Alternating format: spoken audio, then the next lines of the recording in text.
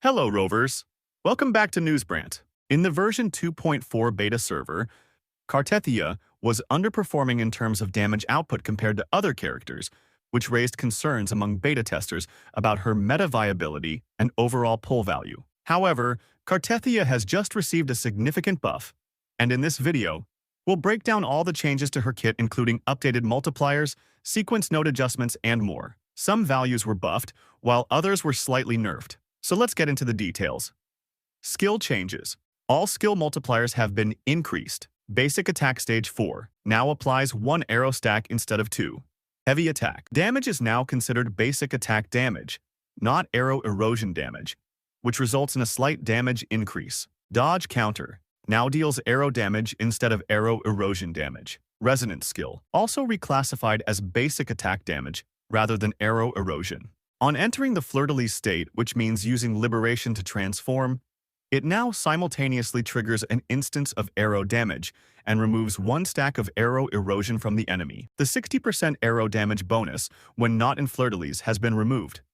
Intro skill, no longer considered as arrow erosion damage.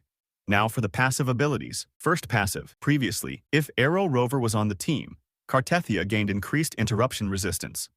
Now, if Omega Storm is used, it grants 25 win strings. We'll have to see how this works in real gameplay. Second passive. Enemies afflicted with arrow erosion take 30% increased damage from both Cartethyia and fleur-de-lis.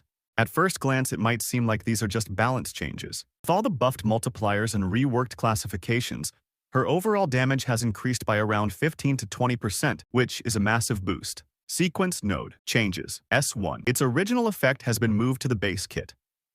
The crit damage bonus per 30 resolve stacks has been increased from 20% to 25%. Damage bonuses now apply to basic attacks, heavy attacks, dodge counters, and intro skills, not just basic and intro attacks like before. Additionally, mid-air attack damage has been increased by a whopping 200%. Previously, this was classified as a plunging attack. So, what do you think about these changes? With a 15 to 20% overall damage boost, Cartethyia might just become one of the strongest DPS character. Are you pulling for her or waiting for other characters? Let me know in the comments. I will be back with more Wuthering Waves news. Until then, take care and goodbye.